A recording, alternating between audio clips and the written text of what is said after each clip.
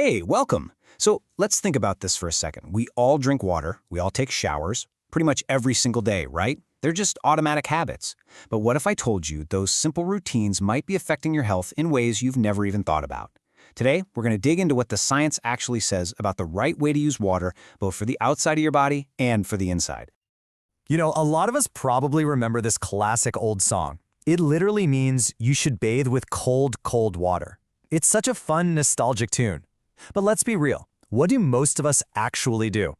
We get home and all we want is a long, hot, steamy shower. And then maybe we'll grab a big glass of ice-cold water from the fridge. It just feels so good, right? Well, this is where things get really interesting. Are these habits, the ones that feel so normal, so comforting, are they actually what's best for us? It's a question worth asking. Okay, so get this. It turns out that scientific evidence suggests we might have this whole thing completely backward. The advice actually points to doing the exact opposite of what most of us are used to. It's one of those fascinating moments where what feels right and what's actually healthy don't quite match up. And this slide just lays it all out perfectly. On one side, you've got our go-to habits, hot showers and cold water from the fridge. And on the other side, the scientific advice, cold showers and warm water. I know, it sounds totally counterintuitive, but let's break down why making this switch could be a real game changer for your health. So first up, let's talk about what we put on our bodies.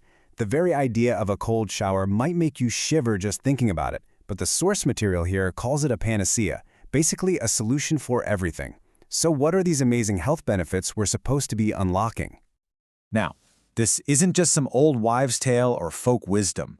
The research we're looking at for this explainer concludes that bathing with cold water has some really significant positive effects on the body. That's a pretty strong claim backed by science. And wow, the list of potential benefits is just incredible. It seems to cover almost everything from our internal systems to how we look and feel. We're talking about boosting your immune system, getting your blood flowing better, but also things like making your skin and hair shinier. And get this, it even points to real benefits for our mental health, like helping to lower stress and even reducing symptoms of depression. But here's the real kicker. Out of all those amazing benefits, the most profound claim is this one. This simple habit can improve not just your health day to day, but potentially your actual lifespan. I mean, think about that. That is a massive return on investment for what's really just a few minutes of being a little bit cold. Okay, so that's the outside of your body. Now let's switch gears and talk about what we put inside our bodies, because this is where we get a pretty serious warning about one of our most common habits. The advice from our source couldn't be clearer. You should never drink water straight out of the fridge. I know. On a hot day, it's the first thing you want. But there's a really specific biological reason why it's actually a pretty bad idea for your digestive system. All right, let's follow the chain of events here. When you chug that ice-cold water, the first thing that happens is it dilutes the powerful acids in your stomach that are there to break down food. So without that strong acid doing its job, your food doesn't get digested properly. The whole process just slows way, way down. And that can lead to all sorts of uncomfortable problems, like gas, constipation, and even stomach pain. It all starts with the temperature of your water. So, what should you be doing instead? Well, this gives us a really clear, actionable guide. First thing in the morning, try some warm water, maybe with a squeeze of lemon or a bit of honey to get your digestion going. For the rest of the day, if you want your water cool, the best way to do it is with an earthen pot, which cools it down naturally. Just try to drink it either 30 minutes before you eat or wait about 90 minutes after your meal. Okay, I know what you're probably thinking right now. A cold shower just sounds, well, intense. But listen, you don't have to go from a boiling hot shower to an ice bath overnight. The whole key here is to start slowly, safely, and practically. So here's a super simple 3-step plan to ease into it. First, just start slow.